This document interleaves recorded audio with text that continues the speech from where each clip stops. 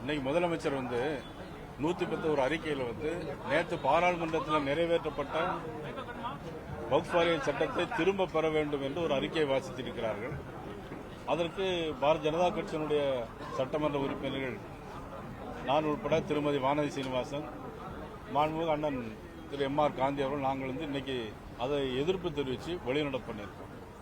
ஏன் அப்படின்னாக்கி ஏற்கனவே இந்த சட்டம் பாராளுமன்றத்தில் கொண்டு வரப்பட்டு பிறகு அது பாராளுமன்றத்தில் கூட்டுக்குழுவுக்கு அனுப்பப்பட்டு அதிலே பல திருத்தங்கள் செய்யப்பட்டு 14 கோரிக்கைகள் அதில் ஏற்கப்பட்டு பிறகு அந்த சட்டம் நேற்று நிறைவேறியிருக்கிறது.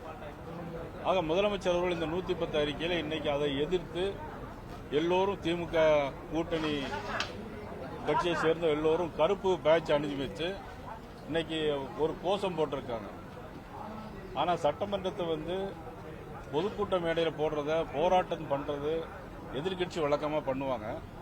ஆனா சட்டமன்றத்தையே இன்னைக்கு போராட்டமா மாற்றிருக்கிறது நம்ம முதலமைச்சர் அவர்கள் மாற்றிருக்கிறாங்க. உண்மை இதெல்லாம் ஒரு வருத்தத்துக்குரியது. மத்திய அரசு எந்த திட்டம் கொண்டு வந்தாலும் அதை எதிர்த்து ஒரு தீர்மானம் நிறைவேற்று. அது தாய்மொழி கல்வியில் படிக்கணும்னு சொல்றாங்க, அது இந்தி திணிப்பு அப்படின்னு சொல்றாங்க.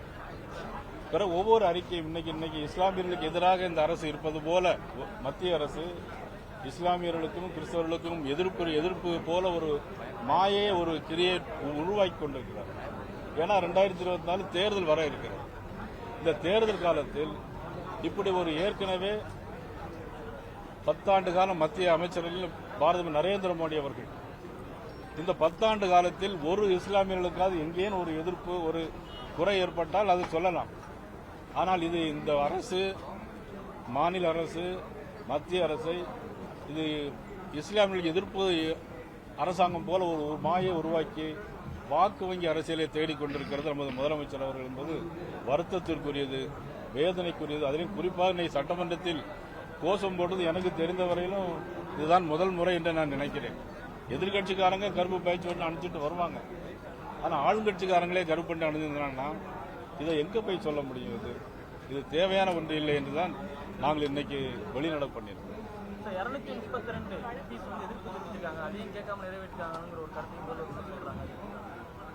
அது என்னன்னா பாராளுமன்றத்தில் நேற்று நிறைவேற்றப்பட்டாச்சு. அதில் எத்தனை எண்ணிக்கையில் நிறைவேற்றப்பட்ட தீர்மானங்கள் எம்பிக்கள் இன்னைக்கு பாராளுமன்றத்தில் நேற்று நிறைவேற்றிருக்காங்க. ஏற்கனவே சட்டத்தை அறிமுகப்படுத்தப்பட்டு அது ஏற்கனவே ஜாயின்ட் கமிட்டி பார்லிமெண்ட்டே ஜாயின்ட் கமிட்டிக்கு போய் அதுக்கப்புறம் திரும்ப நிறைவேற்றிருக்காங்க. நீதிமன்றம் எல்லாத்துக்கும் முதலமைச்சர் தான் எல்லாத்துக்கும் நீதி வழங்கணும். முதலமைச்சரே நீதிமன்றத்துக்கு போனார்னா நம்ம என்ன பண்ண முடியாது? இல்ல, அது ஒவ்வொரு கட்சியினுடைய கொள்கைகள் அடிப்படை. அவங்க என்ன பாலிசி எடுத்திருக்காங்க நமக்கு தெரியாது.